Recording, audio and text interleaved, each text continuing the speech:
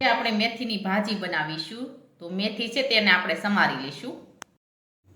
હવે આપણી ભાજી છે તે સમારાઈ ગઈ છે. હવે આપણે તેને વઘારી લઈશું. વઘારવા માટે આપણે તેલ ગરમ કરવા મૂકીશું.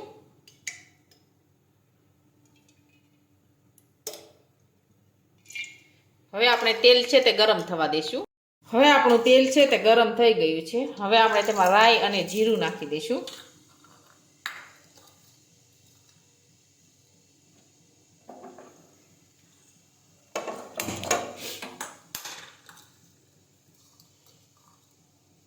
લસણ નાખીશું.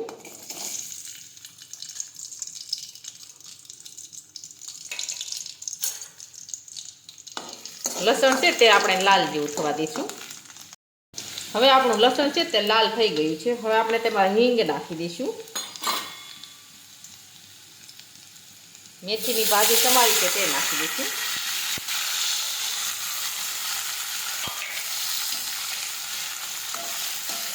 હવે આ રીતે ફેરવી દઈશું. થોડી વાર આપણે સડવા દઈશું. હવે આપણી ભાજી છે તે સડી ગઈ છે. હવે આપણે તેમાં બધા મસાલા નાખી દઈશું. જીરું નાખીશું, ચટણી નાખીશું, હળદર નાખીશું, મીઠું નાખીશું, ખાંડ નાખીશું.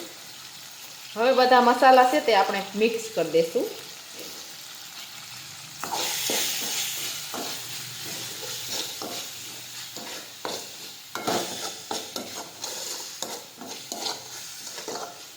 હવે આપણે ચણાનો લોટ નાખી દઈશું.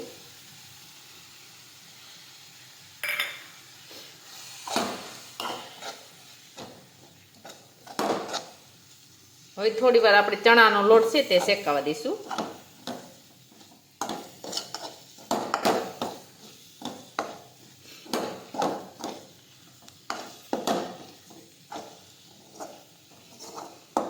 હવે આપણી ભાજી છે તે એકદમ સરસ બની ગઈ છે.